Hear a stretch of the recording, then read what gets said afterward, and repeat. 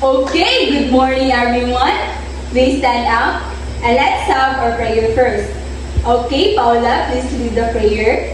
In the name of the Father, the Son, the Holy Spirit. Amen. Okay, before you sit down, please arrange your chairs and pick up some pieces of paper under your chairs. Okay, very good. So, now please sit down. Before we proceed, let's have our attendance first. Okay, Vidal, who is absent this morning? Okay, very good. No one is absent this morning. Let's give 5 claps for everyone. 3, 4, 5. Very good. Okay, class. I will show you a picture. And all you have to do is describe what you see in the picture. Okay. So, what did you see in this picture? Okay, Gora, what did you see in this picture? Yes, very good. Market. Okay, very good. What else? Yes, correct.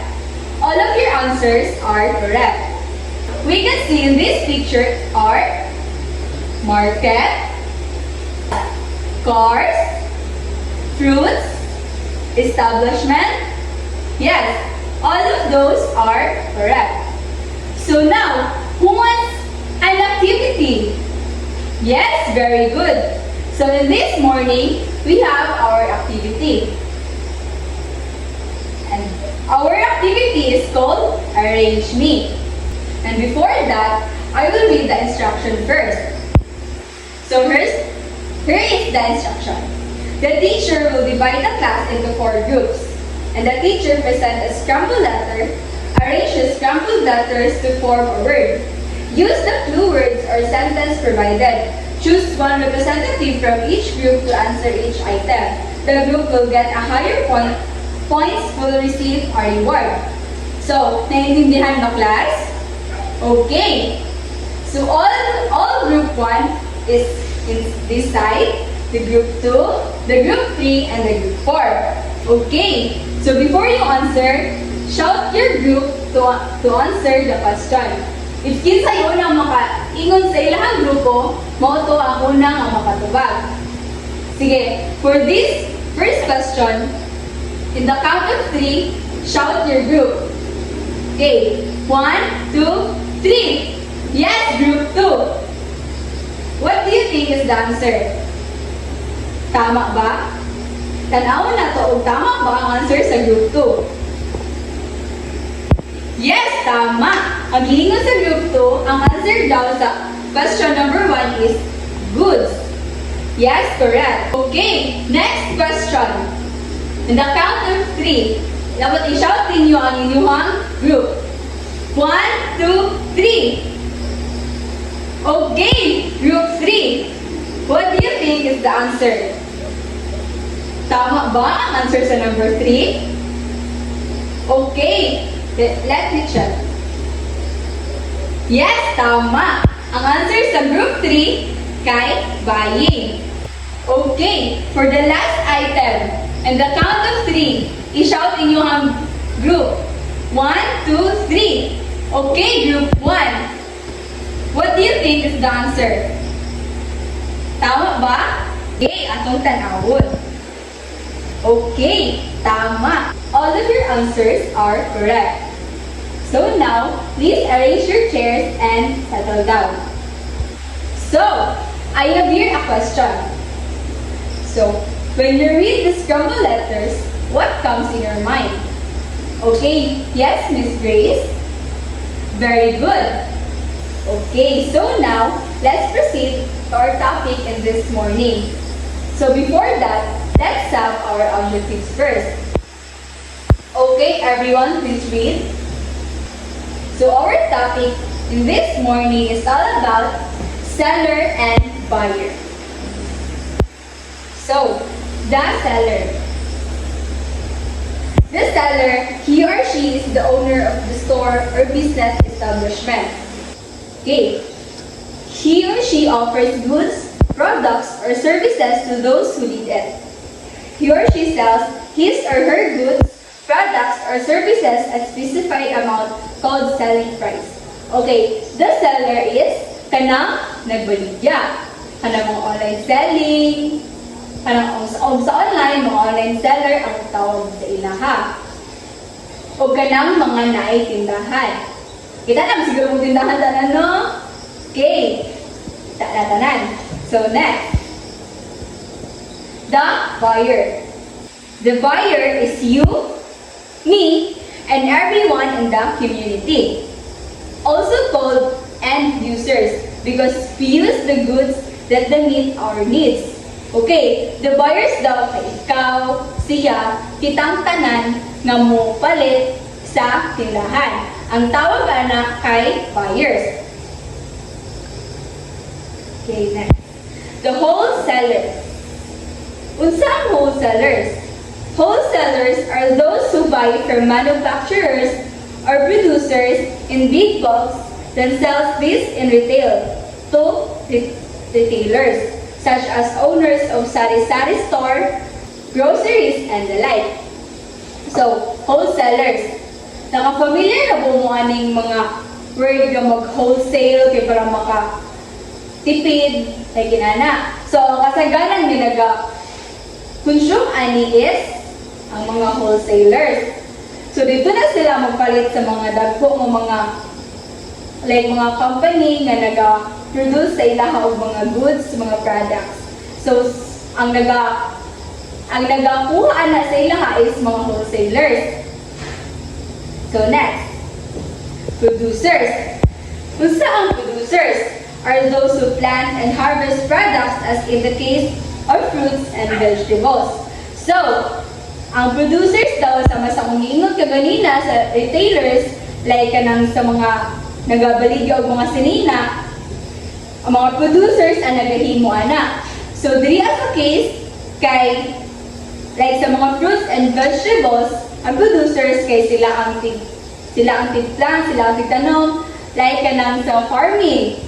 Ang mga producers sa ato ang mga pangkaon nga palay kay ang mga farmer.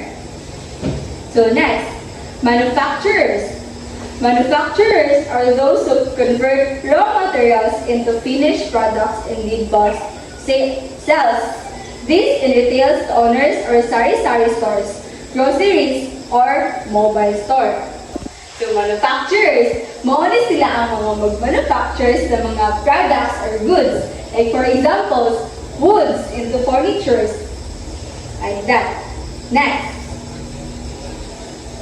Seller as buyer. So unsa ang seller as buyer? A seller is also a buyer because he needs to buy goods or products or he or she will sell. It is also buys from either manufacturer or the producers of the goods or from wholesale middlemen.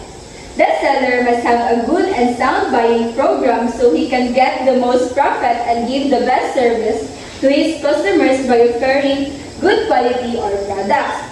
So, ang seller po di ay kay mahimo po rin sila as buyer. For example, ikaw, seller ka, nakakay tindahan. So, syempre, mag-umpra ka sa imong mga goods, kilituha sa producers. Kung lang, ikaw, seller, mahimo ko rin kang as buyer.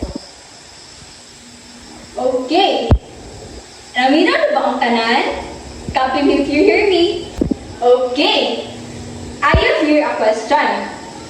We're asked to recap our discussion a while ago. So, yes, Miss Shini, please stand up. So, what is a buyer? Okay, very good.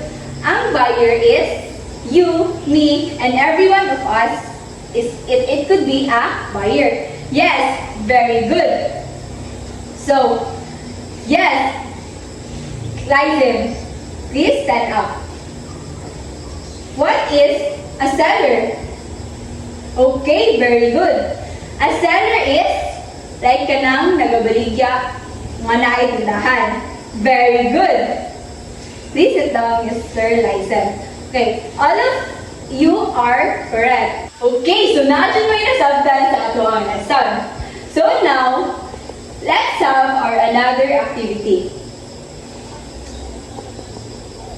it's a role playing. So before that, I will read the instruction first. So divide the class into two groups. The first group portrayed the role of seller and buyer in the market. So this row is the group 1. And the second group performed the characteristic of a seller and buyer. Work as a group to gather a better idea about your assigned task. So this will be the group 2. And ang task sa group 2 is inyong i-perform ang characteristic of the seller and buyer. Pag sa group 1 kay i-portray ninyo ang role of seller and buyer. Okay, so you will need to work as a group to gather a better idea. So, let me read our rubrics. Sa skills, stays focused and on task while practicing role plays with the group. So, we have 15 points for demonstrate excellence. So, we have 10 points for shows good work and times. So, we have 5 points needs improvements. So, the second one, create responses that are plausible and constructive. So the second one is applies knowledge from the lesson. So the last one is shows efficacy and assertive communication and refusal techniques. Give it a total of 60 points. So are you ready? So now, you may start practicing. I will give you 5 minutes to rehearse your task. Your timer starts now. Okay, very good. So, let's give a hands for everyone. Thank you everyone for participating our activity. So, hope na mag-drama tanan na ay potential maging artista. So, now, nakasabot na mo unsa ang seller or buyer? Questions? Clarifications? Okay, none. Very good. So, kung wala may questions and clarifications, please get 1 half crosswise. Mag-quiz, ma'am. Yes, mag-quiz. Okay, ready na? Yes, of course. This is your quiz. Direction. Read each item carefully. Choose the best answer and write your answer on your paper. Okay, so the first slide, get 2 question naman. I will give you 2 minutes to answer this question every slide. Okay. You may now start. Okay, finish. Next slide. Okay, finish. Next slide. For the item number 5 and 6. Okay, finish. Next slide. For the items 7 and 8. Okay, next slide. For the item 9 and 10. This is the last item. Okay, pass your papers forward without making any noise. Okay, for your assignment, is visit a nearby store, supermarket, or any business establishment.